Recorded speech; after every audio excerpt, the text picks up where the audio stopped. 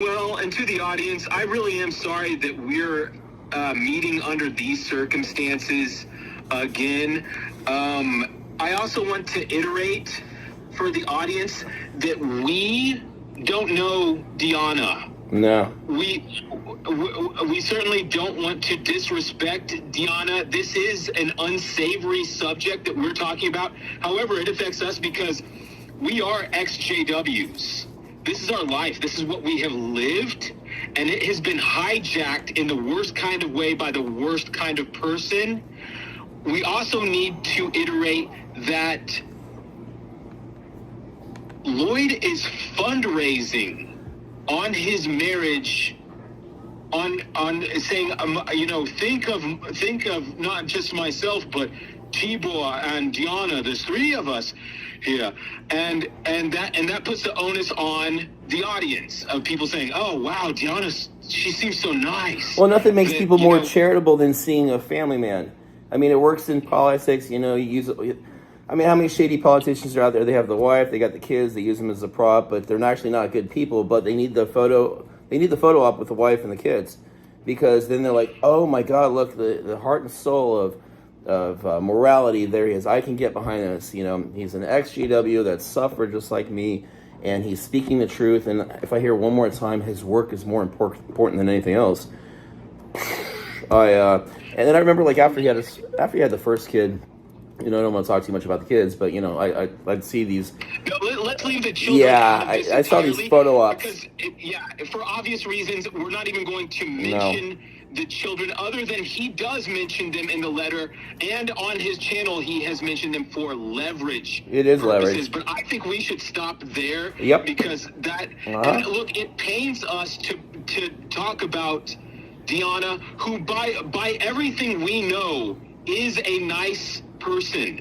Everything that we have heard and everything we know is that this is a nice person. We don't know her, but the thing is, Lloyd has used his wife as a human shield for years, and so many people have gone along with it. He has used her for a prop. Like last year, every question that was raised about his behavior and his wrongdoing, he reverted it back to, how could you do this to Deanna and I? Boy, he did that a lot, didn't he? Give Deanna and I privacy. Oh my God, yeah. When the shit was hitting the fan, he kept dropping her name. My family. Like crazy. He even look, we all know he got on her Twitter and pretended to be her. These are not honest things to do. And now he is directly fundraising on her name, which to your point, politicians have done stuff like this, etc. But here's the thing. We now have information that has been leaked.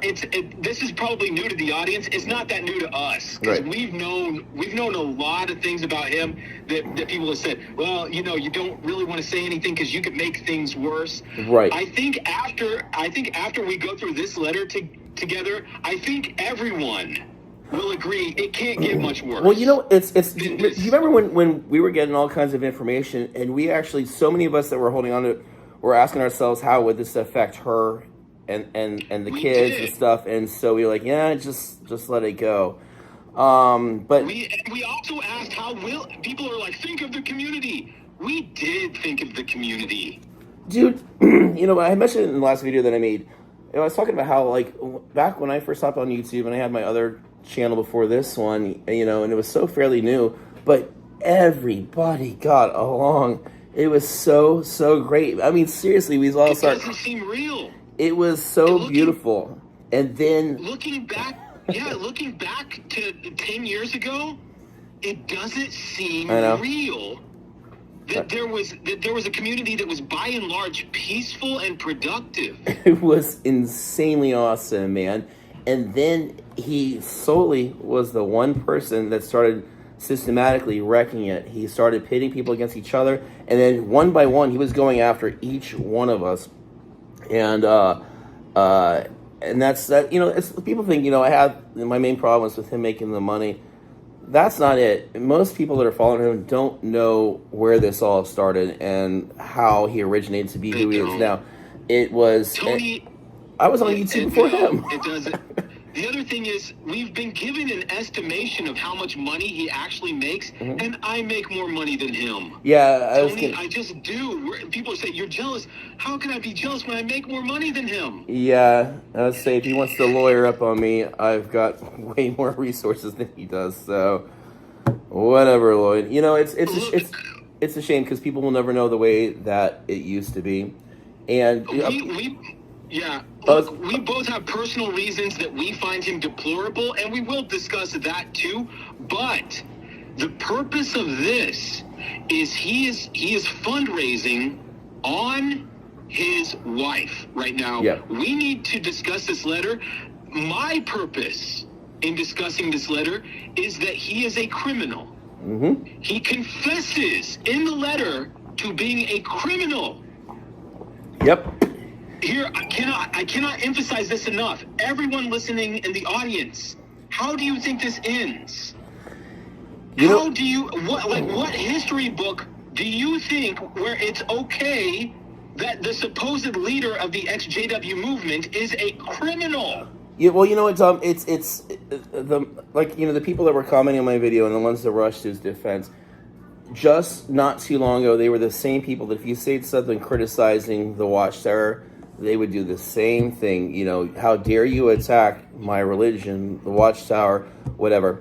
So, like Parker brought up in that interview that Kim did with him, that what he does is, the way he was smart about this in building his new cult was that he used the same elder tactics, okay, that he used when he was an elder.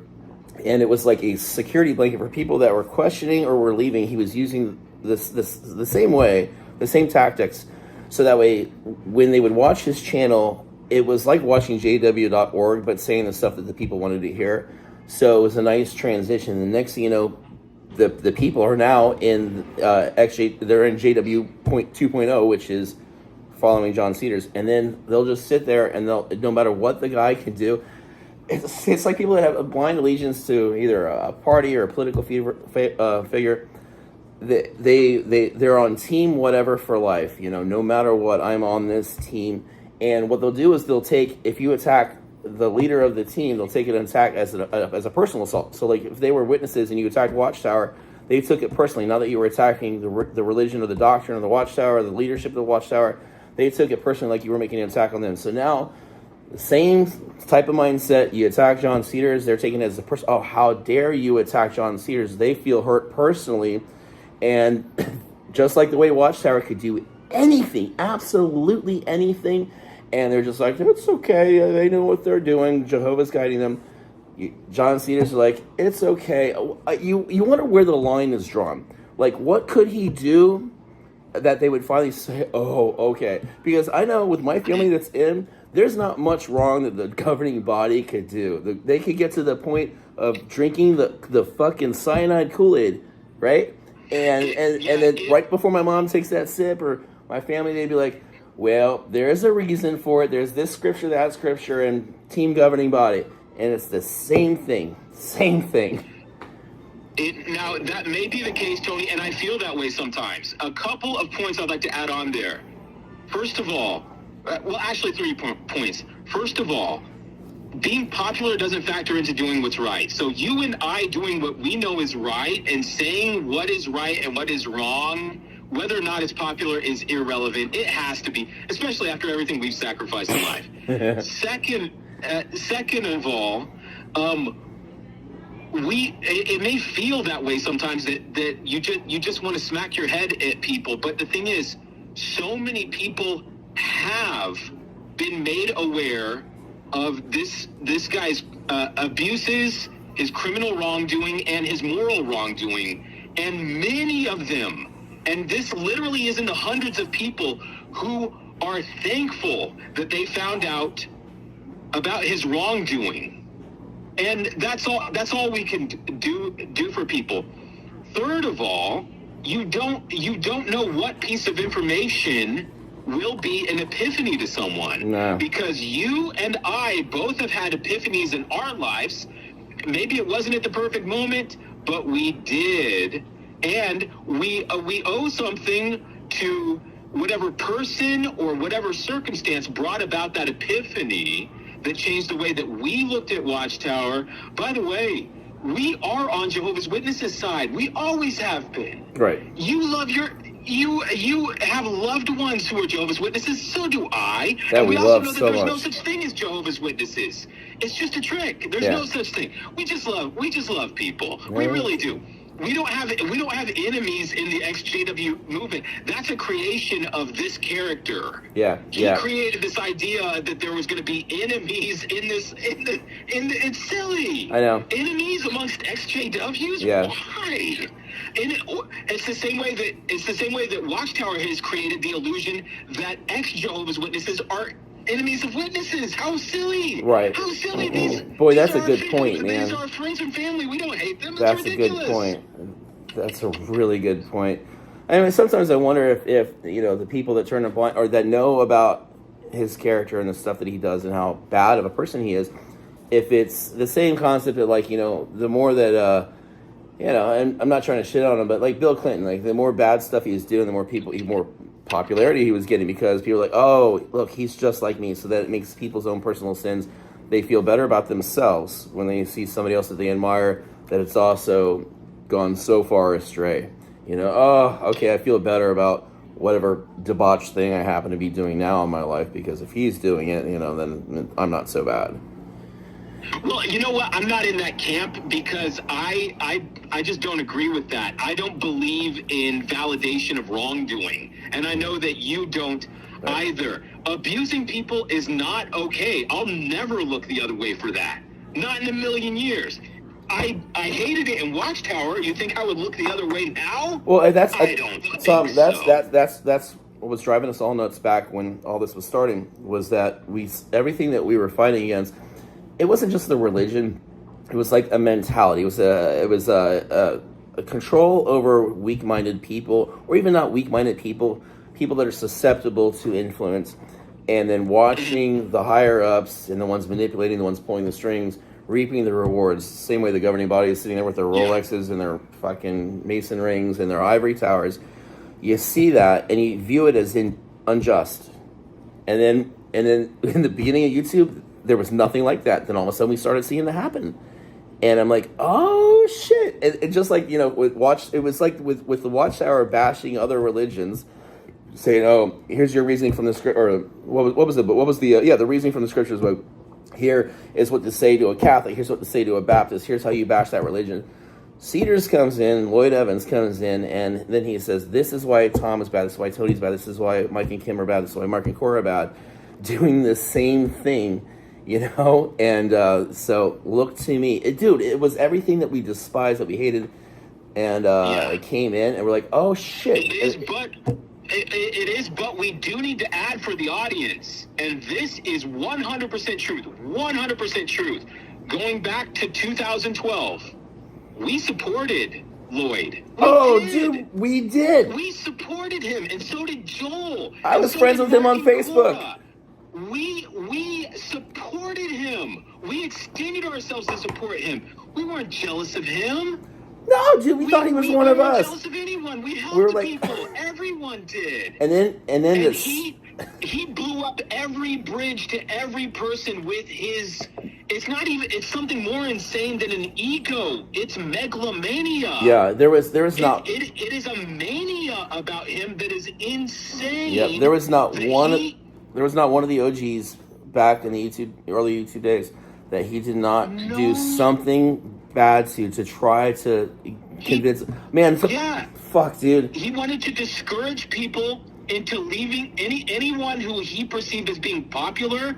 He wanted to be rid of them. Mm-hmm. He wanted any even if it was just a monochrome of what he perceived as popularity. Mm-hmm. He put them on a list. He literally had a list. People joke about Nixon's list back in the day. This man had a list of enemies that people didn't even know he was their enemy. They were trying to help him. If you were around in 2000 in the 2012 era, you know what we're saying is true. Nobody had it in for Lloyd. Nobody did. People shouted him out in their videos. Everyone wanted him to succeed, and then slowly we started finding out and hearing things that were too awful to believe. Yep. We kept hearing them and saying, I remember you and I talking on the phone a decade ago. Fuck you, that was a decade ago, and I remember exactly where I was on that conversation. Yes. I remember a night that you and I were on the phone discussing things that we had heard about his behavior that we literally said, I don't know if I can believe that because he seems nice. Well, yeah, and for me, the divide was that, you know, we were all friends with Mike and Kim, too. And then I was friends with Lloyd. And then Mike and Kim friends don't ask people to stop being friends with someone else. No, that's it. You know, Mike and Kim are telling me this stuff. They're like, Tony, he's doing all this bad shit, right? And I'm like, oh, I kind of feel like I'm caught in the middle. And then I fly to Mike and Kim's to spend Christmas with them. Almost 8.5 years ago it was. And then he lost his fucking mind that I was there with Mike and Kim. And I'm like, what? I'm sorry. What? I'm not in the middle of this, you know, and I had all those. That's what an abuser does. That's not what a friend does. A friend doesn't tell you who you can and can't be friends with. Yeah. So back then, there was only so many people he could start this with, but then as he grew his channel, and you've seen the plethora of people that have said. I mean, we're talking, dude, hundreds of people that have had a negative experience with him. Dude, let's get into this fucking letter. Easily hundreds. Let's get into this letter. Let's get into this letter, and we'll touch back on this. All right. So this letter. We finally have permission to read it. When the I'll try to cuss less. Sorry, Kim Silva, you're right. I do cuss too much. When Kim's right. Yeah, Kim's right. I know. I get worked up, man. I do the videos by myself, and I start going into bro mode. We're not perfect. No. Let's just do the best we can. So this was right after. This is the letter that he wrote to Diana. How do I pronounce it? Diana. I've heard other people say Diana, so let's do Diana. Let's go Diana. Again, we mean no disrespect to this woman. No. Dude. Lloyd is fundraising on the basis of his marriage. Yep. We want you to understand what his marriage is. Yeah. We want you to understand this. You know, and this is the letter that he wrote to Diana after all those Thailand pictures that we ended up getting, and then when the shit was hitting the fan before it went completely public. This is what he wrote to her. Now, it's not that long of a letter, but it's enough. It's meaty. Hi, let me take my chewing tobacco out. Sorry, guys. I have a nicotine addiction. It's just who I am. It's the morning after the train wreck, the night before. So, in hopes of making it through the day with some semblance of sanity, I thought it might be cathartic to write to you about your decision and say some things I wasn't able to say in the Zoom call. I want you to know I wasn't aware that photos are now going directly from my iPhone to your computer. I had assumed that if there was still some connectivity with Apple, it would be something I needed to sort out before flying home. So what it is the Apple sharing program, which is how my that was the death blow for my last relationship when I was hanging out with Joel in Chicago. I'm hanging out with girls and I was taking pictures in real time, and the ex was getting them. So I know this pretty well. Hey, to the audience, to briefly summarize you to what's happening here. When Lloyd was traveling abroad, he didn't know that when he uploaded photos to the cloud that his wife was able to see them too, and he uploaded himself according to the writings. We've seen the pictures of him with one particular woman, but apparently there was more than one woman, or that's what I've seen in writing. Yeah. So that's just to bring the audience along. Yeah. This guy was caught. He was caught. Well, it's kind of like that old adage, or, when they say, I'm not saying he's a child molester, but when a child molester is caught that one time, and they're like, no, this is the only time I did it, or when somebody downloads, illegal child porn, no, this is the only time. They've done the stats and the research, how much more it actually happens. So he gets caught. Of course, you're going to say it's the only time. Well, the letter will bring out that Lloyd Evans is a recidivist. This will be brought out more in the letter. This is not a one-time rodeo for this character. Nope. Continuing. I'm not ashamed of the photos, despite your apparent efforts to shame me with them during the Zoom call with Susan. You knew I didn't... Stop! Yes. Stop there. That is not what Lloyd told his audience last year. That is not what he told them. What did he tell them last year? You can go on Andrew Gold's channel and you'll see a video titled Lloyd Evans. I'm not sorry. except to my wife, in parentheses. Oh, yeah. Lloyd said that he was not sorry to anyone in the world, but he will apologize to his wife because he's sorry to her. That is not what he says here. He says he is not ashamed of the photos. Yes. Despite Deanna's attempt to shame him. Yeah, so publicly he wants you to know that he's ashamed because this could affect his finances. But to her, I'm not ashamed. All right, continuing. He is not ashamed after he told his audience that he was sorry to his wife. He says that he's not. He told her in person that he was not. Wow. He told her through this email that he was not sorry. He was proud of these photos of what he did. I think he just perjured himself here. He continues. You knew I did not come to Thailand to live as a monk in the jungle. You knew I would be meeting. Stop! He told his audience that he went to Thailand to scuba dive. Oh yeah, that's right. That's right. He said he went there to scuba dive, and he ended up getting naked by whatever circumstance. Hey, good memory, Tom. He told his audience he said he went there for tourism. That's right. That's right. Oh, dude, I bet you he saw some good. He lied. I bet he you lied. He saw some good tuna fish diving under that water. You knew I would be meeting women while I was there, and I have been doing precisely that with my wedding ring on, telling anyone that I met that I am currently, hold on, Tom, currently separated. Look, we can't prove that that's not true, but give me a break. Dude. Give me a break. I have to suspend disbelief at that point. Okay, you know what? We can't prove it, though. No. No, but you know, here's but the tactic that he was saying, I want you to... Does somebody have to lie before you say, I don't believe that part? My honor is so... Two sentences were lies, but not this sentence. Whatever. You know why he may have kept that wedding ring on? Maybe so that way they thought, okay, this guy is married, so there I can lower my, as a sex worker, I can lower my guard a little bit. Chances are he doesn't have STDs because he's been married, right? So maybe we won't use a condom. I'm just saying, you know, but the fact that he's telling her, I kept the wedding ring on, I just wouldn't. The thing is, and Tony, to this point, it's also really naive. And I know that people in comment sections have tried to put this fantasy out there. It is really naive to believe that in some Asian country that sex workers are working freely and of their own volition and not under the control of pimps. Oh, well, the one in the picture looked absolutely fucking comfortable, didn't she? Yeah. Here's the thing. You are really naive. If you want to believe that, I guess go for it. But there's a reason that sex work, as Lloyd calls it, is illegal in almost the entire world. And in the United States in the 20th century, it was actually referred to as white slavery, which is not a great name, right, but you get the idea. Sure. Slaves. Sure. Women who are enslaved to men who sell them. It's why it's illegal. Well, and we're gonna get into something too when it comes to like the shadiness of Thailand and why somebody would pick that. Hold on, let's continue here. Let's see. The goal all along has been to find out what makes me happy and learn whether I can be happy or happier by myself. Living a celibate life, okay, and refusing to explore my sexuality would be surely enormously counterproductive of that goal. I think you know. And he goes on to talk about the picture. What grown man talks like I that? don't know, dude. I don't know. That is not how men talk. No, and I don't know that is selfish.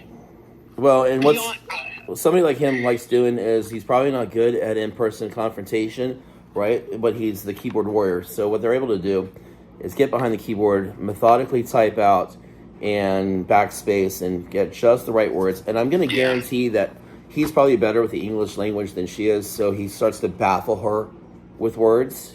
I know he's better. I mean, he's all right. So then he talks about the hotel maid pictures you referenced were taken with Kara, pronounced Sarah. Well, I'm glad he clarified that for her, who is, at least to my knowledge, not a hotel maid.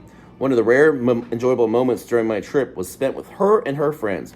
We met for dinner, ate some street food, had some drinks, played some pool at the bar. All the while she was flirting with me, holding my hand, touching my leg, letting me put my arm around her. Then after walking her back to her hotel with her friends, we parted ways. The following day, despite her leading me to assume we'd be meeting up again, we didn't. It was only 2 days later, hours before her flight back to Bangkok, that I heard from her again over Instagram, and by that point, the opportunity to spend more time had passed. All right. Okay, stop, Tony. I want to clarify for the audience. Again, we're working through context here, but I'm assuming the audience has seen Lloyd with a very, very young-looking Asian girl. I will call her a girl because she looks 18. Yeah, she looks young. 18, 19, 20. Oh, we're going to get to that, Tom. She's half his age. She's easily half his age. And I think you've seen there's a series of photos where they're sitting on a bench together. It appears to be the patio area of a bar. I thought the photos were funny, but disgusting, but also funny because she's leaning away from him. Oh yeah. Oh yeah. To hug her. I'm assuming through context that this is Sarah, written with a C, and that when Deanna saw the photos, she at first thought it was like a maid or something. So, right.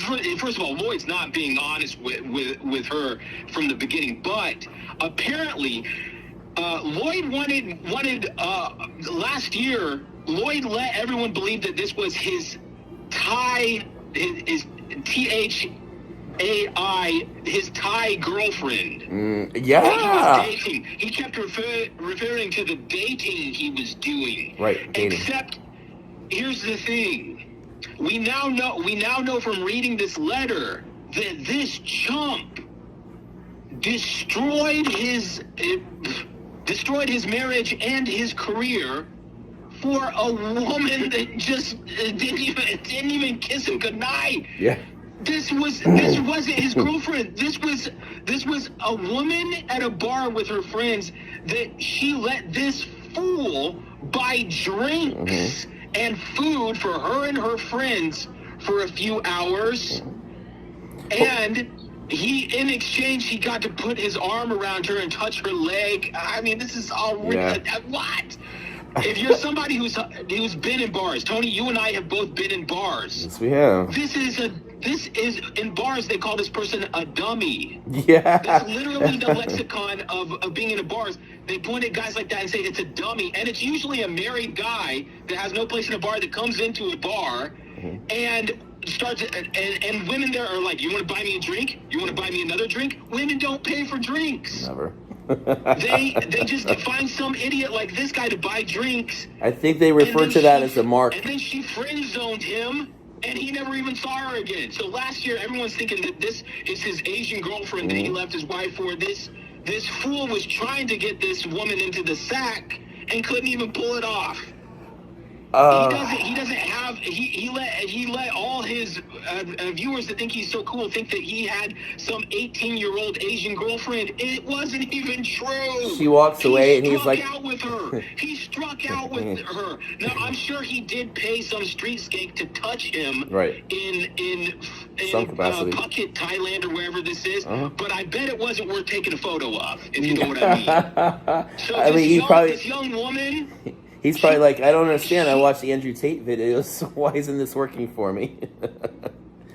You know what? This is pathetic. Yep. This is pathetic. Anyway, I'll let you continue. Yeah, let's get to some good stuff here. Clarify, those pictures you've seen of an Asian woman with Lloyd, and you think that's his girlfriend? It's not. It's not. He did all this to Deanna for nothing. I know. All right, continuing. For a woman that patted him on the hand. I know. Let's get to the insane. The paragraph that I love here. Next, follow me after this, after he's talking about Sarah, Kara, whatever she is.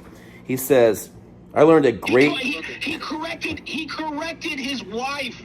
He wanted his wife to know the correct pronunciation of this woman he tried to sleep with. Yeah. It was very important to him that he wanted Deanna to know her name and something about her. Yeah.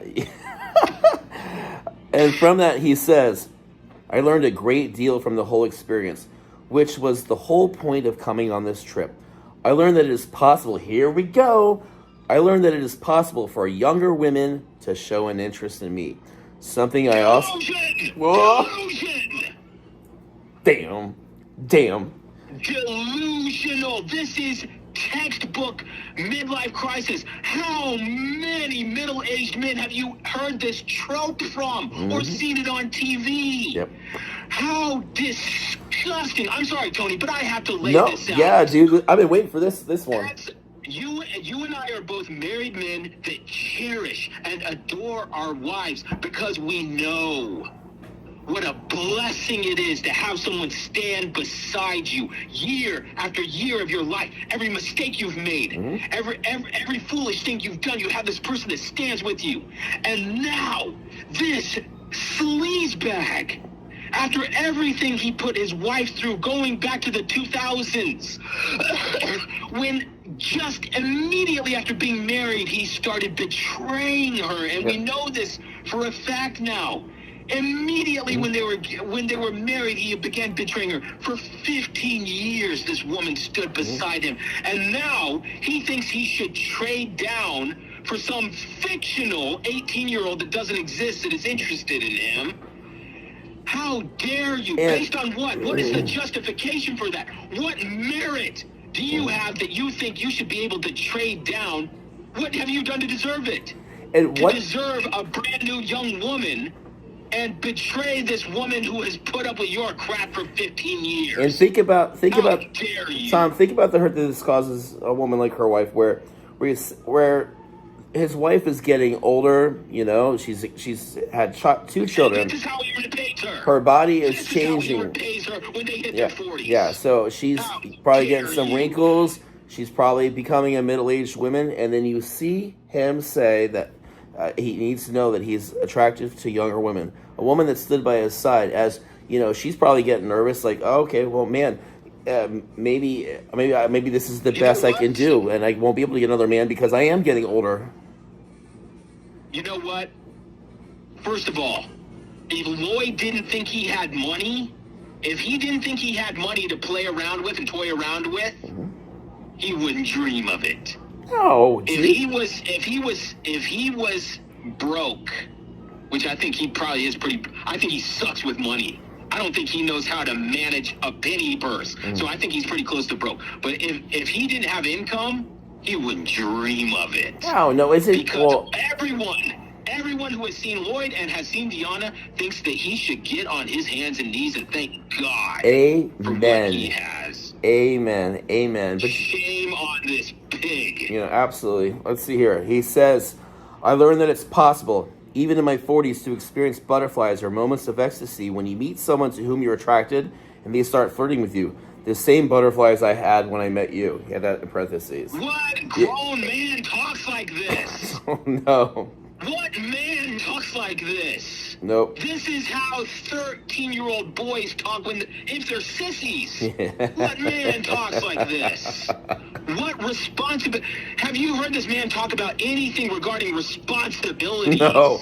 I'm responsible to my work. No, I'm serious. Like grouting the bathroom and things like that. Yeah. What responsibilities? Have you ever heard him talk about changing the oil in the car? Anything that makes a man. Oh, I bet he's got the softest hands in the world, Tommy. All the time. Every letter he writes, he mentions his genitals. Every letter he writes, he talks about his genitals. He doesn't know that your actions make you a man or make you a whatever you are, whatever beta male thing you are. I don't even know how to describe you. Yeah, I'm sure he's named his penis. All right, continuing. But as with Texas, I don't know what really went down in Texas, but these experiences turn out to be fleeting. Yeah, exactly. Nothing happened. He is gaslighting Deanna into feeling jealous and insecure by pretending that he was showered with attention in Texas.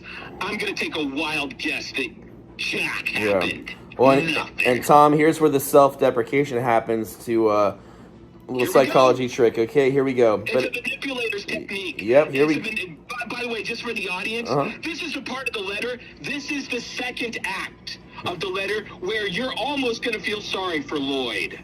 Yeah. Not me and not Tony. No. We know better. We're grown men. We know better. Here we go, brother. This is worthless. This means nothing Absolutely. to us. But as with Texas, these experiences turn out to be fleeting, and you're left as a 40-something overweight blob with the same rejection you routinely face as a 20-something, lean but slightly ugly bachelor. As nice as the butterflies are, and as lovely as it was to experience them again after all these years, they are no substitute for a meaningful relationship with someone you love and respect. Oh. First of all, you don't respect Deanna, or you wouldn't have written that. That is the most disrespectful thing you could have ever written.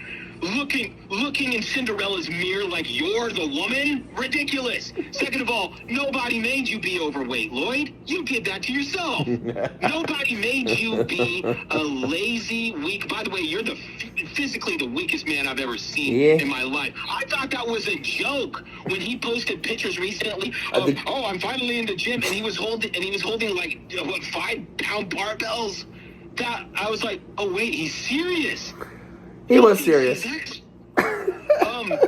It's so nobody made you be a sloth your entire life. Nobody made you be a slob. Nobody made you look dirty, like your hair is greasy all the time, because you just sit in front of your computer screen. And this is addressed in the writings where Deanna says all you do is sit on your computer and scroll. Right. That's Deanna's words. So the reason he looks like some greasy, lazy, out of shape guy with dirty clothes, dirty hair, wrinkled everything, sitting in front of a computer, because that's all he does. Yeah. Which is stupid. It's so stupid that this person, Deanna, again, we don't know her, but it seems like all the ingredients were there if he wanted to have a really nice life with a really nice person, and he crapped all over it. Yep. He crapped all over it. Here we go. Continuing.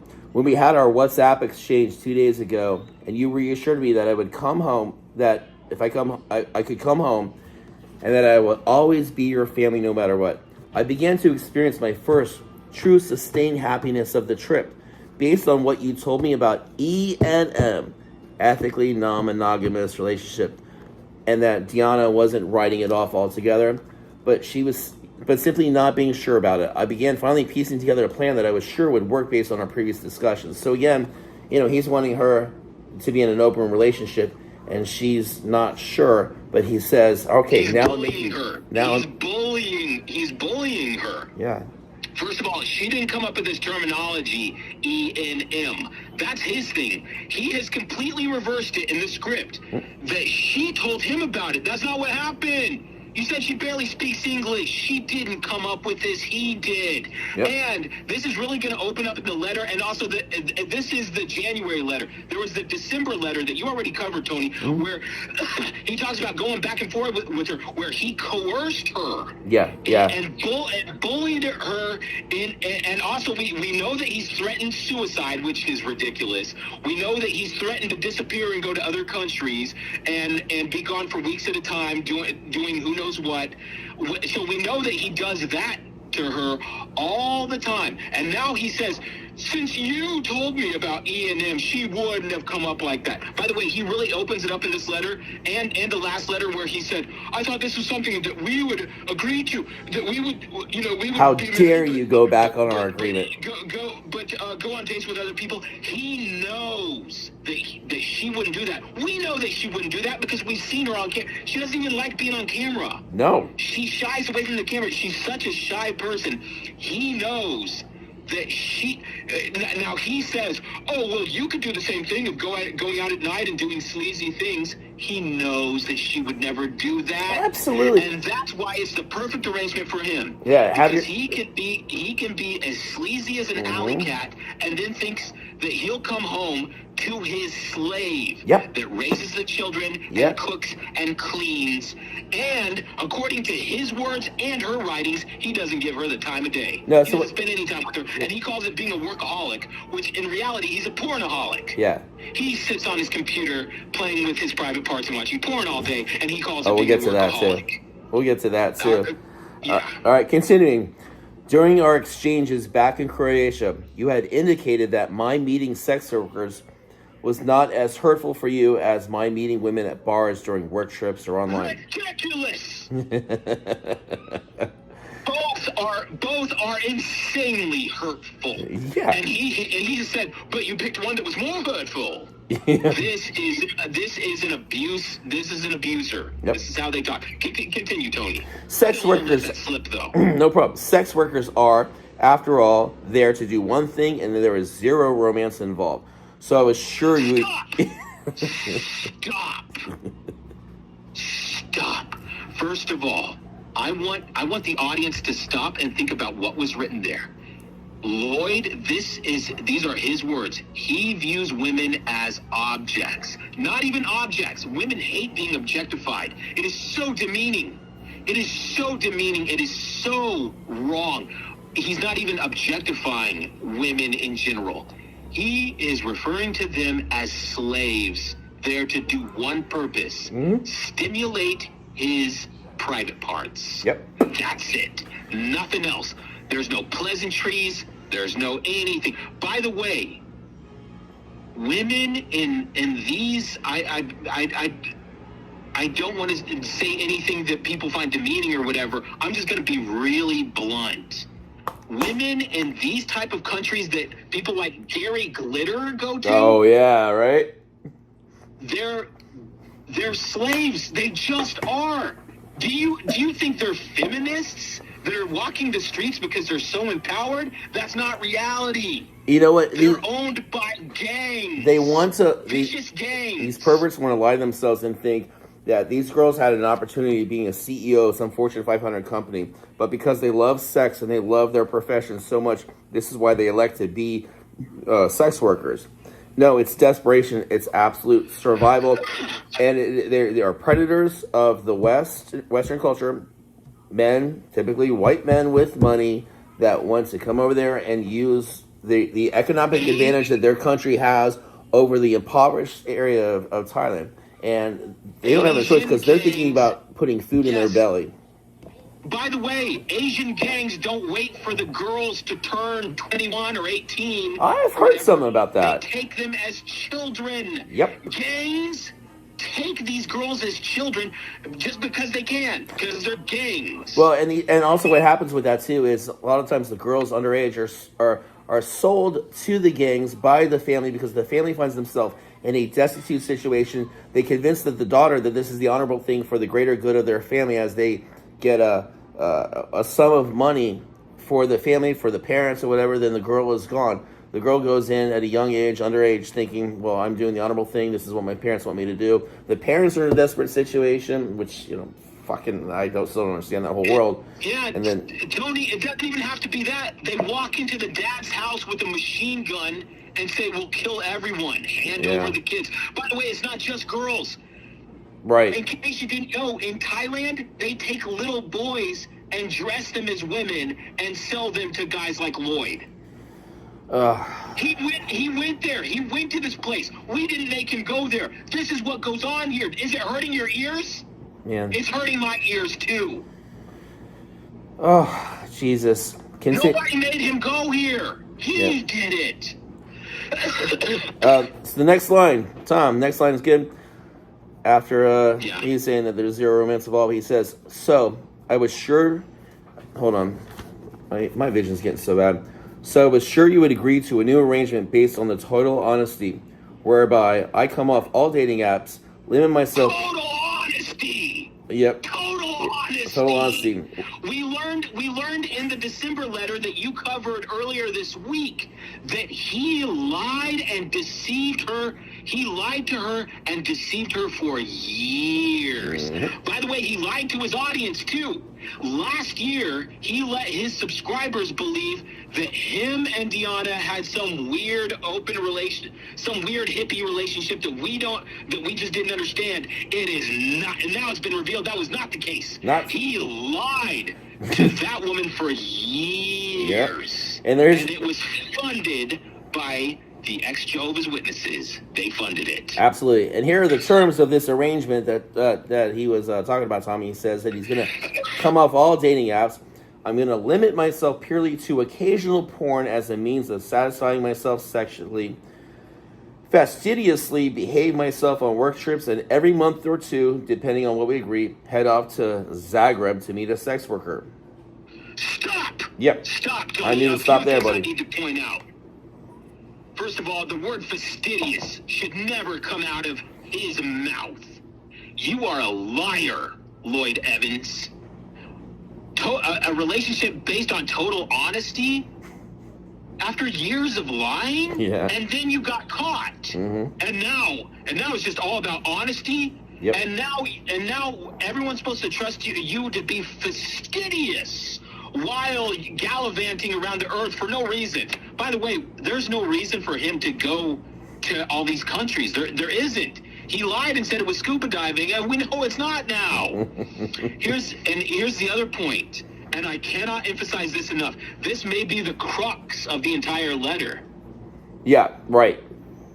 Agreed. He said that his intention, that he is proposing to Diana, is once a month or so to make sure that she's happy at home, and then he will jaunt off to Zagreb to procure sex workers. Here's the thing. That's illegal. Yeah. That is illegal. Zagreb has outlawed prostitution. It is illegal. There's no ifs, ands, buts about it. This is premeditated crime. Yeah. This isn't even like, oh, in college I did some crazy things or something. This is sustained, premeditated crime for which they would put handcuffs on people and put them in jail. Yeah. Now, last year we read in comment sections over and over again, well, there's a few places on earth where prostitution is legal. I suppose he could be going there. We have it now in his own writing that he was committing premeditated crimes, of which they have entire task force. Police stations have entire task force dedicated to ending human trafficking. And this man is a proponent of it, and he calls it a nice little arrangement for himself. He's not his video last year where he apologized to his wife, it was a lie. He doesn't intend to stop. He loves the crimes he's committing and intends to commit them in perpetuity on the dime of the ex-JW community. And sorry. No, go ahead. Continue. On you, Tony. Last year, when Kim Silvio made a statement that Lloyd had been seeing prostitutes on a very regular basis, he scoffed at the idea and said a very regular basis. I'm going to say it was every few months for 3 or 4 years. Well, and immediately when I heard that, I said, well, you could double or triple that for sure. And it's exactly the case. Because now he's saying once a month per our agreement, I'll satisfy myself with porn as much as I can. But I still, once a month would like to go commit this crime that if I got arrested for, what would happen to his kids? Oh, I'm sorry, we're not supposed to mention the kids. Well, and also, Tom, his family if he got arrested. Well, I also want to remind people. He gets arrested. How long hey, ask his fans, how long can this go on? Yeah, well, I want to remind people that this is the same guy that 2 weeks ago, did that video where he's begging for money and saying things are really bad. The channel is in trouble of going away because we're not making enough money. Now, I'm going to guarantee you the overhead of running that fucking channel, sorry for the F word, Kim, is not as great as you might think it is. What is a big expense is going every couple months to go get hookers in another country. And then somebody set up that GoFundMe, which didn't go well for him. But this is all the stuff. He says, my dick is not your business. But he's basically saying, read between lines, people, I need you to fund my dick. Tony, I have to say this. For years, it has made no sense. How does somebody that every month has hundreds of people giving him free money, how the hell is he living in an attic surrounded by plywood walls? Well, the money's been diverted. That's what he gave his family. By the way, his wife, who has stuck behind him his wife who has stuck with him for 15 years, this is how he rewarded her. Oh, yeah. He he spent that entire decade in her parents' attic with their children, with plywood and dust you could see floating around in the background. I always said, how the hell is this guy not buying a house for his wife? You know, at this point, the only thing he's going to be satisfied. Spent all that money on you know what? Yep. Thousands. We're talking about thousands and thousands and thousands of dollars, and now he's living in some crummy little apartment. His wife, God bless her, who knows how she's making ends meet? We don't even know. And the only answer is that the ex-JW community has to keep dumping money into a completely corrupt person that loves only the gratification of his private parts. But the work, Tom, the work he does, doesn't have anything. Do you get that? The only car I've heard of them having was one that was given to them. Yeah, free BMW. Their quote-unquote apartment that wasn't an apartment, it was an attic. Yeah. It was an attic in one of the worst countries in Europe. No offense. They're in Eastern Europe in one of the worst, poorest countries, and he's living in an attic while supposedly at the same time being a rich celebrity. I never understood that. People say, "Oh, you're all so jealous of how rich he is." I'm like, he's living in an attic. What are you talking about? And his wife doesn't have anything. That's the saddest thing. You didn't buy. There's a part in this letter or the last letter where he says. Think of the perfumes and lotions I bought. Oh, for you. yeah. I was like, what? You're supposed to be buying houses and cars and things like that for your wife, not lotion and then holding it above her head. Like you did something for her. You haven't done anything for her. You're broke. She read that part of the letter. She's rocking back. He wrote a letter saying telling his subscribers that he couldn't afford his children's haircut. Oh, yeah. Complaining that he couldn't afford a haircut. How could somebody that has made thousands and thousands and thousands of dollars for free while living rent-free be broke? You have your answer. You've all been paying for illegal sex activities. You paid for it, not him. He doesn't have any money. He's broke. He's an addict. You paid for it. Damn, man. I wish I had taken his angle when I was really into the cocaine. That would have been great, man. Not have to pay for my fucking coke. All right, let's continue here. All right, let's see. All right, hold on. Hold on here. More than anything, I was relishing coming home and getting back to the lovely family environment you and I had already worked so hard to build over the years with everything. No, she built it. She built it. Yeah. You did nothing. You've done nothing but be a scumbag. You've done nothing. It was all her. Yeah.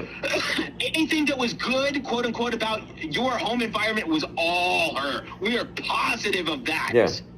I'm sorry to jump in again, Tony. No, dude. An outrageous statement. No. You've done nothing but be a filthy slime bag. It was anything good about you. And that's why he leans so hard on her. Yep. For years he's done this where he leans. By the way, do you think he would be quote unquote as popular as he was if he didn't have that woman that was there supposedly validating her? And what people didn't know was that she was abused to the nth degree. Well, where would he be sleeping? Where would he be sleeping? You know, would he divert his prostitution funds to buying a house for himself and then paying child support? I don't know what the laws are for child support, but no, because she took care of everything. They live in her parents' house, correct? Yeah, and yeah, so that gave him carte blanche to spend as money as he sees fit. And then of course, she's already beaten down. She's not going to question what he does with his money. He probably says, no, this money has to go back into the business. This is how I'm growing our movements. So she doesn't question one single penny. Yeah. Dude, what can she do? Yeah, what can she do? I mean, I had a joint account with Jen, and I spend anything, and that's the way I want to be. I got accountability. It's easy for us to tell this little woman that she should raise her little fist against him. That's not realistic. No. Nope. Especially since her real support structure that pays the bills, i.e., her parents. Especially since they have that old biblical view that she has to be ultimately submissive in the most JW way. Yeah. Tom, the next line is a little fucked up, okay? Yeah. This one bothers me. He says, I was even allowing myself to imagine resuming the search for a new home in Istria. You know what, Gianna? You do not get a new home now. There, any dream you had of having a home of your own has now been shattered because of you. Well, it didn't happen in 15 years. Maybe it'll happen in year 16. That line fucking bothers the hell out of me. Again, sorry to cuss. Let's see. No, realistically, those of us that know Lloyd, let's see. He could continue spending thousands on orgasms, or he could buy some, a respectable home for his wife. Which one do you think he's going to pick? Oh, yeah. By the way, you don't have to answer. The next 5 years will bear this out. Of course. I mean, you don't have to answer. The future will answer. You're living in the attic at your parents' house with your wife and 2 kids in your 40s, and you're saying, I was thinking about searching for a home until this. Well, carrot and stick. It's the carrot and stick that is used in the Kingdom Hall. What? It is used by the Watchtower Society, and it is used by Lloyd Evans. A carrot and a stick. He's dangling a cupcake in front of Diana. You've always wanted a respectable home. What does that say to you? I was close to giving it to you before, you began acting this way. What the cuss. What the fuck does that say to you as a man that you are dangling just the simple, basic providing as a husband thing of having a house? I got a house. This is Jen's house, okay? You know what? If I didn't have this house now, guess what? I'd find a way to get a house, because that's what a man does. A man kills themselves, doesn't think about going to prostitutes. Your first priority, how about this, Lloyd? How about you get the house first? Get a roof over the head for your family and your wife, then go ahead and start searching out sex workers. He's addicted to pleasuring his body. I don't know what else to say. Yeah. Continuing. Then, boom. 40 minutes into our relationship counseling session, you drop the bombshell that there is no relationship to salvage because you already decided you want a divorce, because she just got those pictures. Dijana, you chose the cruelest of ways to land your punch. I want you to process that sentence he said. Diana, you chose the cruelest of ways to land your punch. Think about that loaded language there. Just think about it for a minute. And while you're thinking about it, I'd like to point out a couple of other things. Mm-hmm. At this point in the letter, you may assume that Diana insisted on marriage counseling. But you'll find out later in the letter, that's not the case. No, sir. It was Lloyd. All part of... Lloyd insisted that they get marriage counseling. But in the same letter, shifts it onto her and says that it was a setup. It was a setup, and that Diana and their counselor, he calls her Sue and Susan, mm-hmm. that they kind of teamed up against him, and it was a setup. But it was him. He hired the counselor to have a fall guy, or whatever you call this. Mm-hmm. So you will see this again and again and again in a letter. This is trademark abuse. He constantly shifts all blame to her, yep. all the time. Well, so let me tell you. He has not taken any blame for anything. This reminds me of something I did. He's done all the wrong, yeah. and all the blame. She is his portrait of Dorian Gray. Yep. So here's what I did when I got this fellowship. I cheated on my wife, and I told her the next day I used that as the catalyst to get disfellowshipped, and I wanted out of the marriage, and then she told me a couple weeks later, she's like, I forgive you, I want to work on this. So what I did is I did 4 weeks of marriage counseling. I said, all right, we'll go to the marriage counselor. What I did was I did it so that, completely knowing that I was leaving, that I was done with the marriage, I was done with the religion. I did it so that way I could be like, well, I tried. I guess the counseling didn't work. I went to counseling. It was a pathetic, weak move on my part, where I just was like trying to not save face, but I was going through the motions, be like, I obviously must be a really bad marriage if the therapist didn't fix this. That's what he's doing here now. He go to counseling and be like, well, I mean, if Sue can't fix us. Later in the letter, he blames the counselor. He's blaming Diana all through the letter, but there's a part where he actually starts blaming the counselor and Diana. All right, let's interesting. Yeah, let's move on. So, hold on, previous page, blah, blah, blah. Bear in mind, I've already before been in a situation where I've been made to dredge up deeply personal things about my personal life under the guise of being helped or counseled. And that was in my judicial committee in 2009. I've dragged my. Stop! Now I have to talk about this. This is a central point of the letter. This is so important to the audience. Please listen to this. I hope you heard the last sentence where Lloyd speaks of his 2009 Judicial Committee, where he had to dredge up personal indiscretions. Of which he won't tell you what that is. He won't tell you what that is. It was supposed to be apostasy, right? But no. His judicial committee that was in Croatia in the 2010s was supposedly for apostasy. That's another video. We'll talk about another time. But the 2009 judicial committee, which I'm not clear if it happened or didn't happen, or if there's two. It's almost like the Roswell crash where it's been obfuscated, I think intentionally. But what we do know is that Diana caught him online with what he described as women and girls having sex talk. Yeah. Here's the thing. I have to tell you this in the audience. Please listen to me. I'm telling you the truth. I'm an elder son. Flirting with women and girls online will not get you into a judicial committee. It won't. I promise you. That is not a disfellowshipping offense. It just isn't. Especially for an elder and an elder son. His dad, from everything I've understood, at that time, it sounds like he was the presiding overseer, to where he canceled Lloyd's initial judicial committee and moved it to another congregation. Only somebody presiding can do that. Lloyd didn't get in all that trouble in 2008 and 2009 for flirting. Well, maybe he was really good at it. That's why he got in trouble. Elders have done far worse things than that. Now, you might lose privileges. You might be privately counseled. They might even ask you, but you will not be in a judicial committee for flirting. He's lying to you. He did something bad, I promise you. And when I say bad, it was bad. Yeah. Continuing, I've dragged myself through the same humiliation by describing this part of my life in my book, risking and receiving harassment in doing so, purely because I didn't want there to be any skeletons in the closet that could later be used against me. Okay, now here I am in 2022, and for your own benefit, you are dragging me through the humiliation all over again, making me confide in a total stranger under the false assumption that she would help me restore my relationship with you, only to render the entire exercise. Tony, I've got to stop. Tony, I've got to stop you. The false assumptions that she would rectify my relationship with you. He's blaming Susan.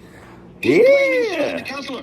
But also, he is gaslighting Deanna into accepting the blame for her stupid idea of the marriage counselor that was his insistence. It wasn't her idea. Dude, it's so fucked up. It's in writing. It was him. Under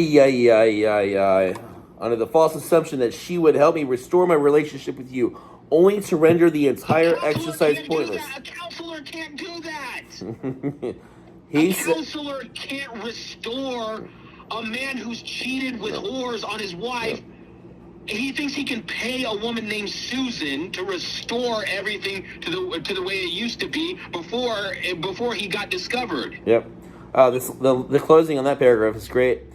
Only to render the entire exercise pointless because you were only using it as a theater to dramatically blow our relationship out of the water. Deanna was using this to blow the relationship out of the water. Theatrically. Well, she did it theatrically, too. Yeah. Which is funny because it seems like Deanna has never really said anything about this. She's kept it super private. He's humiliated her so much by making. He's done so much public shit. You know, can you imagine? Can you imagine if you put that much stuff about yourself and you're really? I mean, all of it, dude. I mean, his videos and stuff. I mean, oh my god, dude! If you were the spouse, how embarrassed and mortified would you be? He went on a major YouTube channel. I'm not talking about XJW channel. He went on Andrew Gold's channel, a major channel, and said, "I'm not sorry." And Andrew Gold was like, "Not even to your wife?" And he was like, Well, yes, to my wife. But other than that, I'm not sorry. He was committing illegal acts for years and hiding it from the people who were paying for it. and after he did the interview, he said, I'd like to get more, you said, I'd like to have a conversation with Kim Silvio and find out her side of the story. He threatened to sue the guy. Yeah. All right, we got 2 more paragraphs left here. Maybe, like you say, you are doing us both a favor. If I am being completely honest, there were elements of our relationship that I found troubling, aside from the sexual incompatibility. I'm sorry, guys, my voice hurts. Okay, I got to say a couple of things there. First of all, if you love your wife, there's no such thing as sexual incompatibility. That is ridiculous. Do you think maybe they're incompatible because he's fucking somebody else in another country? And do you think maybe she might constrict a little bit when she sits there in that moment of intimacy where he might start making a move on her, and then he thinks, oh, that's right, he's fucking totally overage girls in Thailand. He just came back there this weekend. And then he pins on her saying, wow, we're sexually incompatible. How does that not fuck with your wife's head when you're trying to make a move? Well, also what we have learned about Lloyd, and also what she surely learned about Lloyd a long time ago, is that he views the stimulation of his genitals as the responsibility of a woman, whoever the woman is. So it's really dark. By the way, this is what a soul that has been gutted by hardcore pornography looks like. Yeah. Somebody that sits on their computer and watches porn and plays with himself for hours and hours and hours, day after day, year after year. This is the end result. This is what it looks like. Well, he did it to himself. Yeah, because they have to keep notching it up. What he's really saying is, I'm dead inside. You're not attracted to me. So when he talks about sexual incompatibility, he makes it sound like something lofty. It's really not. Because the thing is, if you love someone, you don't care about the, I have a back injury, I have to lay this way on a bed or something. It's so ridiculous. Also, did he say that he found something troubling about Deanna? Yeah. Well, he found troubling aside from he says, do you suspect that she's hiring male prostitutes? I would love to know what it is. If I'm being completely honest, there were elements of our relationship that I found troubling aside from the sexual incompatibility. And this entire episode has brought some of those issues to light. He says, you, parentheses, can be controlling and manipulative. Sorry, my voice is really hurting. You do sometimes twist my words and try to make me feel like there's something wrong with me when there isn't. Hold it. Stop there. Of course, I need to stop there, buddy. You try to twist my words and make it seem like there is something wrong with me when there isn't. I want you to process that. We have learned that for years and years and years, this man has been engaged in illegal sex acts all over the world, from one end of the world to the other. And he is telling this poor woman, you try to make me feel like something's wrong with me when there isn't. Yeah. And, nothing wrong with him. What more can I say? Yeah. There is example after example of this in the letter you sent on December 15th, which you didn't seem to appreciate. Oh, God, this one blew me away. Oh, by the way, you guys, the last video, if you haven't seen the last letter, there's links in the comments and stuff that I posted if you want to see that letter. It says, there is example after example of this in the letter you sent on December 15th, which you didn't seem to appreciate me debunking the next day. Debunking. Dude, if you took that, all her points that she made, like all the stuff in that thing that I was talking about a couple days ago, and just put it all together in one concise letter, this is a woman that is so damn sad that's just trying to get back to normal, try to have a normal life. It is so sad, and I know that we're laughing, but it really is sad to think that this little person basically threw away her life on this guy. Mm-hmm.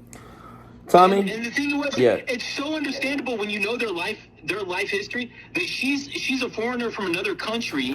He's this JW guy that's in good standing. His dad's an elder. This was the last thing that she could have possibly imagined that 15 years later she'd be in this insane future apocalypse that we're all living through. How could she have known that this would be her insane life and future? Mm-hmm. What options does she have when her parents are against her because of their JWism, and she's really walking a tightrope there, I'm sure. And then this guy that knows that he's got her between a rock and a hard place. Tommy, this next line, out of all this is the one that bothers me the most, okay? So that letter that I was talking about a couple days ago, where she's just pouring her heart out, and it's so sad.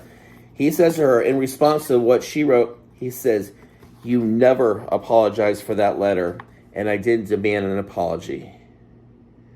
She was supposed to. And if you finish the sentence, apology, because I could see it was a stressful situation. You never apologized for that letter, and I didn't demand an apology because I could see it was a stressful situation for both of us. And maybe you were simply confused, rather than being intentionally hurtful and misleading. What was hurtful and misleading in that letter that she... Look at those loaded words. You were confused, misleading, hurtful. He's directing all of this towards her and saying it was merciful of him not to demand an apology for her expressing her feelings in a letter. And he accused her of ambushing him. Yep. Of ambushing him in a marriage counseling session where she said, and this has got to become, I mean, she's got to be thinking, what's my future? I don't even know. Oh. But she told him, I don't see how our marriage can go on. And he acts like it's a betrayal. Him! Dude, people that are donating to him are doing more direct damage to others in this world than when they were donating to Watchtower. They are directly causing this type of damage in the hurt of others all around with their fucking money. No, people have accused me of being hyperbolic. I don't think so. Nah. Because here's the thing, Jehovah's Witnesses, I know lots of Jehovah's Witnesses. I don't know one that's ever been on a sex trip to Thailand. Nah. And by the way, what is going on there? I can't emphasize this enough. You'd have to willingly suspend disbelief to believe it is legitimate. You know, that he's flying thousands of miles to Thailand to do something that is above board. Yeah, well, it's all part of his grand plan to take down Watchtower. You know, he can't afford a child's haircut though. Yeah, exactly. A couple days, and it's the people that unsubscribe to him. It's their fault. Yeah, I think it was yesterday. The Great Apostate. He posted a video. He made a really good point. You would think that when you become an ex-JW, you still hold on to the morals and values that you were ingrained and you were raised with, rather than just taking them all and completely throwing them away. I've never seen somebody that could be raised like we were, because we still, though we don't believe the tenets of the religion, we still hold on to the morals and the values. And there's certain things you don't stray from. You might for a short period of time when you're rebelling and I'm going crazy, but you usually revert back. If you're a good person, you revert back to the morals that you were raised with. And Tony, I was thinking earlier today, the wicked one has reasoned in their wicked heart. Surely there is no Jehovah. Yeah, right. The wicked reasoning of there is no God. Lloyd, and I know you're listening to this. I'm talking to you, man to man now. You're wrong. That is the number one thing you are wrong about. You are wrong. And Lloyd, I'm going to say something else, and this even sounds crazy. I know you're listening to this. Oh, yes. It was 5 years ago. You threatened my parents. Oh, I remember that. You threatened my parents. I want you to know that I have forgiven you. I really have. I was mad. I hated what you did, Lloyd. But I'm thinking about my mom. I want you to know this about the woman that you threatened back in the winter of 2017. I want you to know that if she was still here, she would say, just forgive him. Yeah. Just forgive him. I want you to. It's sad that this is all you know about her, is that you threatened her. If she was sitting here right next to me, she'd say, just forgive him, because she'd say, there's something wrong with this guy. Lloyd, there is something wrong with you. And I'm just going to throw this out there. Maybe I shouldn't be saying this. I think you're addicted to something. I think I think you had a bad personality to begin with, and I think you're addicted to drugs. And this is something that Tony and I know a little bit about. I'm just saying this. I really believe, Lloyd, you are addicted to drugs. Yeah, that's gotta be something. It's just, and nobody whispered anything in my ear. I just know that about you, Lloyd. You are, and we know from your channel that you do edibles and things like that. And I don't even know that's illegal in the countries that you're traveling to. But Lloyd, I know what somebody who takes pills look like. I know how they talk. I know how they act. You're on, and I'm the kind of drugs that kill people. I want you to know, Lloyd, that I don't want you representing the ex-Jehovah's Witness movement. That's my thing. I want you to stop. You have no business. You're an abuser of your family. You're a criminal, and you're a liar. Those things are incompatible with being the leader of an activist movement. I want your followers to stop and think about this. How can someone who plans on committing crimes, who lies to multitudes of people for years, who misused money that he said on his website, it was in writing. I think he scrubbed it now, but it was in writing for years, that the money that was given to his website would go directly towards ex-JW activism. It didn't. No. It didn't. It went to orgasms for himself.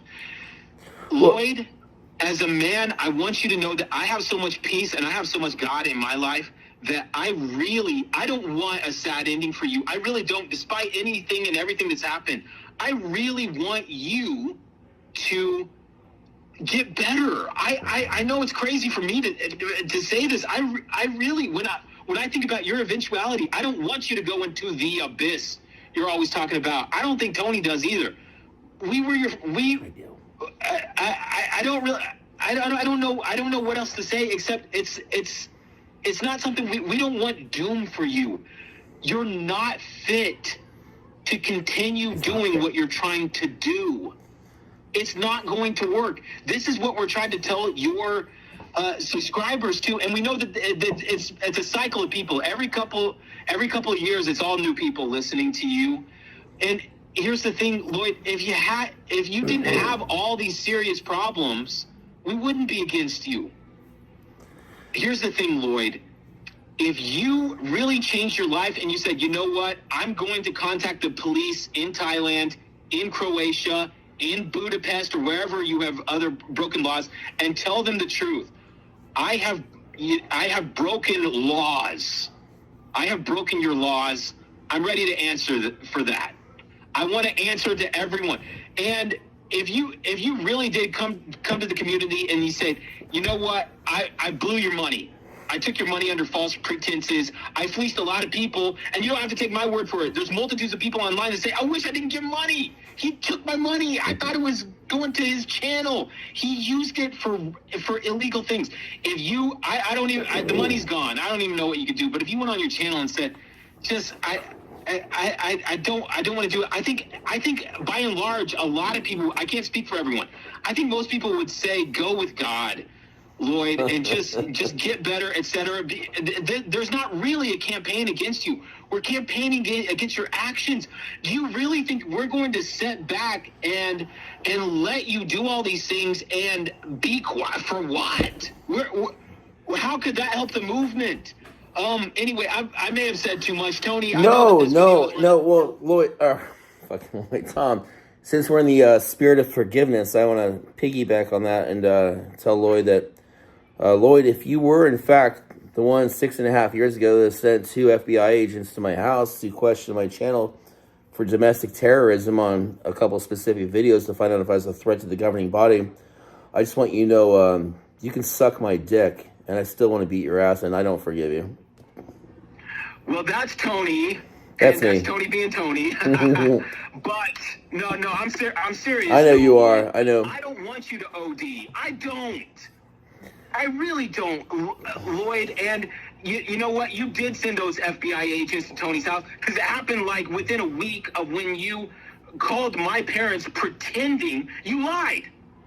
You lied and pretended to be a lawyer when you threatened my parents. Yeah, that was within. That was completely innocent. That was Here's almost the other back to thing, back, Lloyd. wasn't it? Yeah, that happened. That happened within days. So it was Lloyd that misused the FBI. Allegedly. He tried to do something bad to my parents, which they're innocent. Lloyd claims that he is doing this work of rescuing JWs, but he didn't rescue my parents. He had an opportunity to talk to them on the phone. He didn't tell them the truth about the truth. He didn't tell them any truth. You know what? You know what you think about the rescuing and his work, right? Think about how many people that Mike and Kim have personally touched, interacted with, spent time. You do not have one effing story of Lloyd Evans having direct communication and contact with somebody that is hurting, that he on a personal level, not because of his videos, but he on a personal level has opened up his heart to. You'll have no story of that. You'll have... What would he tell them? Oh, Jesus. That women serve one purpose? That the prostitutes he used serve one purpose, to stimulate his body? No. Lloyd, after the things that you have said, there is no going back. That's what I'm telling you. You can never, this is what I'm telling your audience, this will never work. There is no future. You have said that prostitutes exist to stimulate your genitals, and that's it. Bam. How can you work in a movement that is almost entirely based on the Watchtower's CSA policies? It's incompatible. How can a criminal go before the House of Commons or whoever? How can a criminal do that? This is insane. We have crossed the Rubicon of pure insanity. This has descended into madness. A criminal cannot be interviewed on BBC as somebody that's advocating for it. It's impossible. Well, I think he's burned the bridge. Tell me in the comment section how it's not. Tell me how these things mesh. How does it work? His days of being a mainstream commentator on this religion or other cults, I think, are about done. I mean, dude, you type in his name now. He's done. You know, the best he can do is just limit himself to the same gullible people. You've proven that you can't handle this by the fact that you're broke. By the fact that you have collected for 9 years. You have collected money at the rate Watchtower does, and it's gone. Yep. And you spent it all on pleasuring your body. Tommy, let's hit home with this last paragraph. Sound good? And then we'll do our closing comments, and then we'll pray, and then we'll follow the structure of the Watchtower. What we had wasn't perfect, but it worked. It provided a stable, loving environment for two beautiful girls to flourish in. And you can stop me whenever you want. They didn't flourish. They grew up in an attic. They grew up in a plywood attic, Lloyd, and you did that to them. I'm sorry, we're not supposed to talk about the kids. I know. I don't even know their names. Yeah. I wouldn't recognize them if I saw them. But he didn't. Do you people get it? He didn't. You gave thousands to him. He didn't do it. He said he threw a fit. Now that he's separated or semi-divorced or whatever, he threw a fit when he had to go to a Supercuts and he found out what it cost. But don't you know, he was about ready to go shopping for a house for his family to flourish in. But damn it, Gianna, he's made a small fortune and it's gone. It's broke. It's in the pockets of Oriental gangs. Yep. all all that money, it's on the streets of Thailand and Vietnam and places like that. It's gone. God, I know he's been funding commies. I knew it. Do you people get this?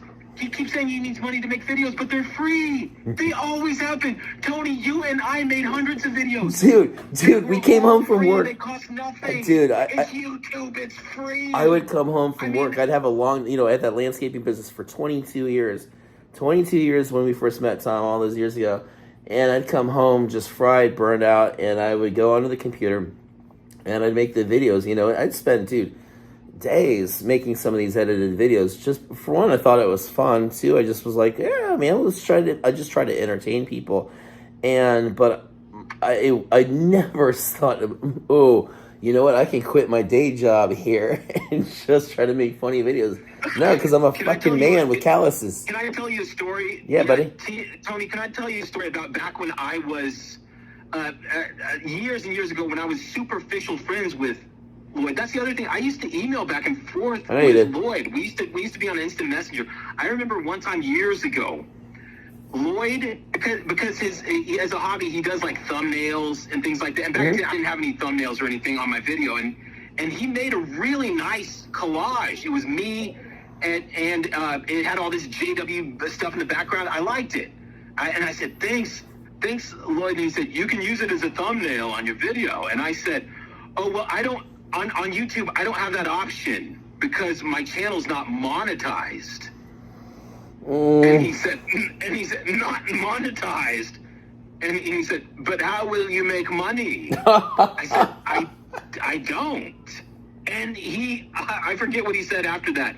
But this was around the same time period that he told me that Shyla Huntley was a liar. Oh God! Because Mike and Kim's daughter, I was just genial friends with. I didn't know her real well, but we were friendly, and I was friendly with Mike and Kim too. And I remember they told me a story about him being verbally abusive to their daughter, and I couldn't figure out like why.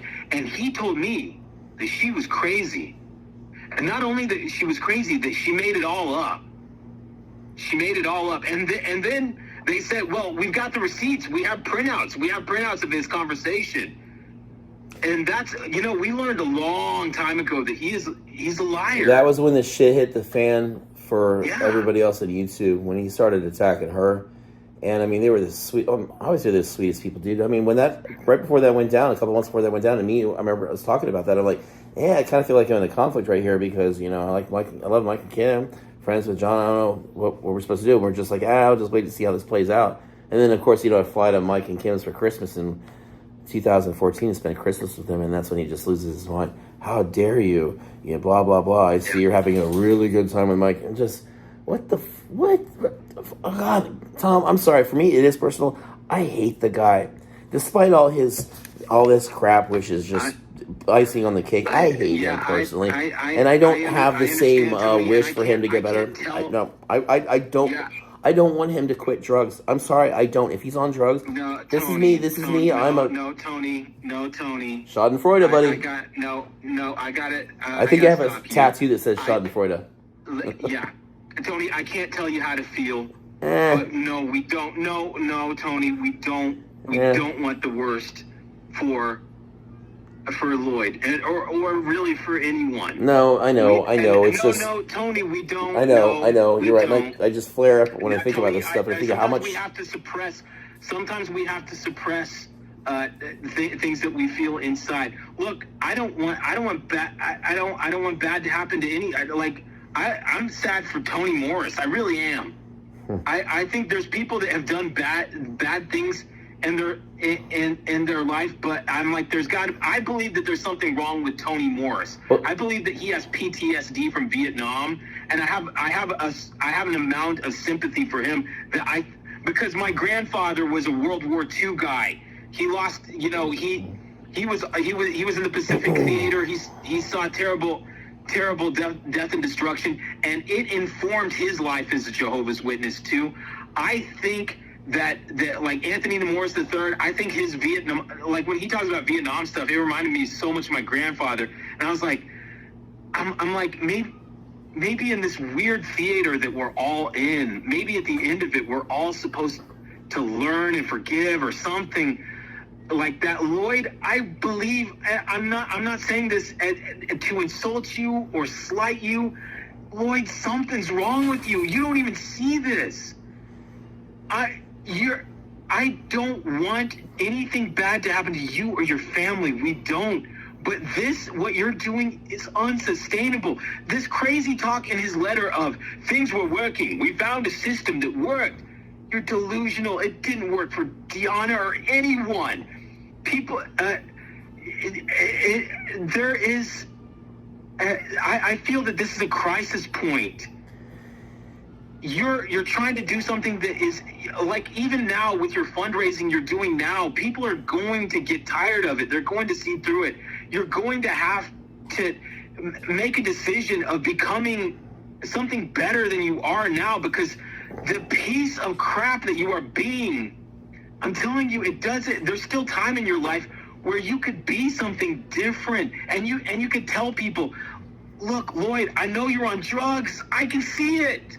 I have eyes. I know what someone on drugs, I've been around people on drugs. I know what they look like. I know you're on drugs. And if you stop this and changed course, I'm telling you, maybe in a few years, you could tell people, I was wrong. My dad was a narcissist. My dad was I bet your dad is really a piece of work. I don't know what else to say. Well, I'll stop there. And Tony, I can't tell you how to feel, but yeah, Tony, I just know that I know what a big heart you've got. Yeah, and well, I know that you do. I know you, Tony. I know that you. I know that you're a beautiful guy. I know that the XJW community are beautiful people. I don't want this awful thing to keep going on. By the way, I don't know how many more of these videos I have in me. I don't know when I become like Pontius Pilate and wash my hands in front of a crowd and say, it's all you. Yeah, it's all you. If you think somebody that goes on mysterious sex vacations to these Indo-Chinese countries or whatever, and you have some cognitive dissonance ability in your mind where you can know that is suspect as all get out, but I don't even know. At some point, we Tony and I are doing this. By the way, we have jobs where we're at overtime, everything. We have 11 other hours things today. to do. We really are doing this because we care about you guys. We do. We always have. Tony, I'll let you sign off. I don't know what else to say. Yeah, so I'm gonna do this, and we'll wrap this up. So, in fact, I'm just gonna okay, let me just read this paragraph in its entirety, and we'll wrap this up. What we had wasn't perfect, but it worked. It provided a stable, loving environment for two beautiful girls to flourish in. It gave us some amazing memories on the coast during family holidays. It gave us movie nights in Zagreb with long, enjoyable conversations in the car there and back. It gave us the promise of progress of building a bigger and better future for the next generation. I would take it all back in a heartbeat if I could, because apart from the sexual compatibility issue and an uneven work-life balance on my part, everything was perfectly calibrated to our liking. If all of this is to be squandered over what I occasionally do with my penis, let the record show that this was your decision, not mine. And this means you need to be the one to break Jessica's heart this time, like I had to do at Bonavac, where she learned that I was going away by telling her that her daddy is no longer coming on the 18th, as I promised her just a few hours before the call. Tom, there's nothing to say on that. That dude is a piece of shit. Hey, You're wishing well for Lloyd. We're gonna have to agree to disagree. Tony Morris, what I feel bad for him is that he can no longer afford Buffalo Trace. He has to get house bourbon now, and that is pretty tragic. And whatever happens to Lloyd, I'm not gonna. You know what's sad? And Tony, I mean this in all seriousness. Mm-hmm. What's sad is that when you think about Deanna's life, the few moments of happiness that she's had, like walking on a beach, or going to a movie theater on occasion, and driving in a car with Lloyd. By the way, these are all things that she got to enjoy because she was on the periphery of his pleasure seeking for himself. Bam. These small moments of happiness, he holds over her and guilt trips her for. This is her life. These few crappy things that aren't even worth anything. He didn't even give her like diamonds or anything. He's giving her nothing but crap. And those little crappy things where he remembers her smiling, he guilt trips her for it. And you know what, Lloyd? Nobody made you leave your family and go seek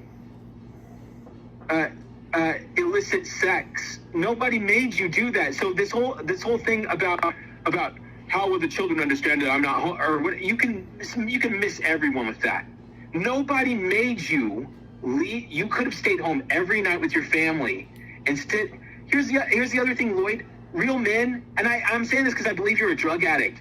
Real men, they don't instantly follow every impulse because they think it will feel good, or there's some temptation or some desire to be. Real men tell themselves no.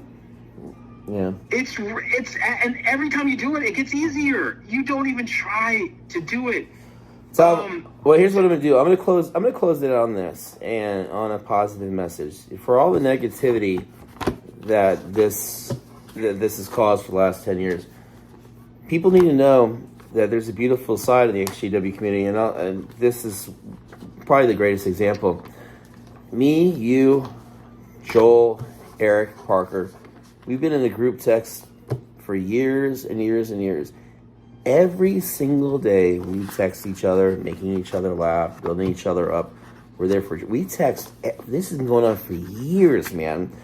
There is so much good to be found in the community and so many solid friendships. I mean, Mike and Kim, I mean, what they've done for me over the years and how much I love them, Mark and Cora. I mean, it goes on and on. That just because there's somebody like this doesn't mean there's not something amazing to be found in the community. The fact that I've got the greatest friends in the world with you guys, and that every single day there we are with good morning texts all through the day, all to the night, for years. So don't let a negative person like this sully you and be like, oh man, the XJW community is toxic. Nah, it's just one guy's toxic. It's caused a lot of division, but there's so many amazing people out there. So many. There are, and you know what? That includes Lloyd's audience. Yeah. It does. Sure. And we want you to know, and we know that there's many that are listening to the video and are going to be in the comment section. Feel free to express yourself, by the way. But we want you to know, we just kind of have a blanket feeling of love for people. Always did. I know that Tony gets peppery sometimes, but Tony just loves people. I know that about him. We all do. This feels like a dark moment. But darkness doesn't last forever. Yeah. And I really believe that this is going to be a footnote. I'm telling the people that are fans of the channel, we don't blame you for being fans of the channel. I'm telling you, it's hard for you to hear. This guy is on drugs. Yeah. This guy's on drugs, and he's an abuser of his family. And drugs are very expensive, and make sure you donate next week. Tony. I guess we better wrap it there. We're gonna wrap it up. We wish the best outcome for everyone. We really do. That's it. I mean, you've heard what we have to say. I don't know if there's any more videos like this coming. Nah, Tony and I don't have the emotional energy. No, there's a reason why I've been off this long. This. We're not glory seekers. We're not jealous. By the way, can I say one last thing, Tony? Yeah, brother. Everyone points to the quote unquote fact that Lloyd has 109,000 subscribers. All real. Stop and think about that. Now, I want you to look at every other popular XJW channel. Every other one has between 3,000 and 8,000 subscribers. Or if they're super popular and they've been around for 10 years, like Mike and Kim or something, they might have 11,000 or something like that. It's in that range. Like every XJW channel that people like has between 3,000 and 9,000 subscribers. Except me. Lloyd, you know this. There's not 100,000 XJW fans of Lloyd that are floating out there. He bought those subscribers with the View Farm. He paid. It's insane because what person would do that? He paid thousands of dollars to get 100,000 subscribers. He did it in increments of 50 or 20 or whatever, but he paid and got those. We've learned from the Twitter files that this is commonplace. Yeah. We all know. So why are we pretending that he has 100,000 subscribers? I could believe he has 20,000, possibly. It's almost like I can't get. It's not real. You know, it's not real. It's almost like the way watch. Subscribers, stop this, dude. It's almost like insane. It's like the way watch. You're lying to yourselves. You're not. You don't think Watchtower, dude? You don't think Watchtower inflates their numbers? You walk into a key hall. There's 4 parishioners and a freaking ball of dust and tumbleweed, and you're like, oh, and then you find out their stats. Yeah, we're up to almost 10 million people now.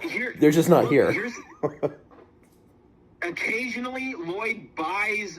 He on a regular basis will buy views. Yeah, because you'll see from the immediate spike. Where you will see videos that have like 90,000 views or something, but then the video that was 2 days before that has like 4,000 views, which is more realistic. I'm telling his audience, come on, guys, take the red pill. Yeah. Stop this. There's not 100,000 disfellowship people floating around on YouTube. There's not. Yeah. There just isn't. We look at every other denominator in the community. There's absolutely no evidence of that. None. It's not real. And you're lying to yourself saying, "Oh, he's so popular with the atheist community or something." He's so popular with the atheist community that he's begging in front of some building 2 weeks ago, saying, "I can't afford YouTube." I swear to God, guys, this YouTube shit is so expensive. You don't know what this attic is costing. Lloyd is talking about how Deanna is squandering their marriage by making a big deal of him using oars. Yeah. There's so many people in the SJW realm that are squandering what could be by falling on their swords for a guy who I believe is on drugs. If you don't believe that, you got to believe there's something seriously mentally wrong with him. You don't think he's on this letter? It is undeniable. Yeah, you don't. His weight loss isn't Atkins, huh? Seriously, clinically wrong with him. Mm-hmm. I believe that, and I mean this, and I mean this with an iota of compassion. I believe he's on the kind of pills that people OD on. I have to stop. I have to stop, or I will get upset. Yeah. Well, I mean, who would think that an ex-JW elder suffers from mental illness? Shocking. Tommy, let's wrap it up, brother. Thank you, everyone, for enduring this painful. I just realized that this ran the length of a Sunday meeting. Tony, we have been doing this for 10 years, and we have suffered through unimaginable things I never would have dreamed. When I left the Kingdom Hall, I thought the drama in my life had ultimately ended. Yeah. I have never imagined the twists and turns that the last 10 years have taken. Well, I'm about ready to write a book about it, and I'll autograph it for a little extra love. It'll be for sale pretty soon. You guys will hear about it. It'll be the lives and times of the XJW community. And for a little love, I'll sign that shit. And for an extra little bit of money, I'll attach Crisis of Conscience to the back of it. He tried to steal a book. He tried to steal a book that was written by a governing body member. He tried to put his name on it. That's insane. Wasn't he autographing that shit? See, like, for a little extra money, I'll autograph it. And they swear to God. Oh wait, I almost said something offensive. Never mind. We've told people that weren't around a few years ago about this. They think you're making it up. For an extra $5, I guarantee you there'll be some DNA on the pages. Tony. Whether intentional or not. I hate him. All right, Tommy, I'm shutting off the camera now. Hold on. I'm going to touch up with you after this. Hold on.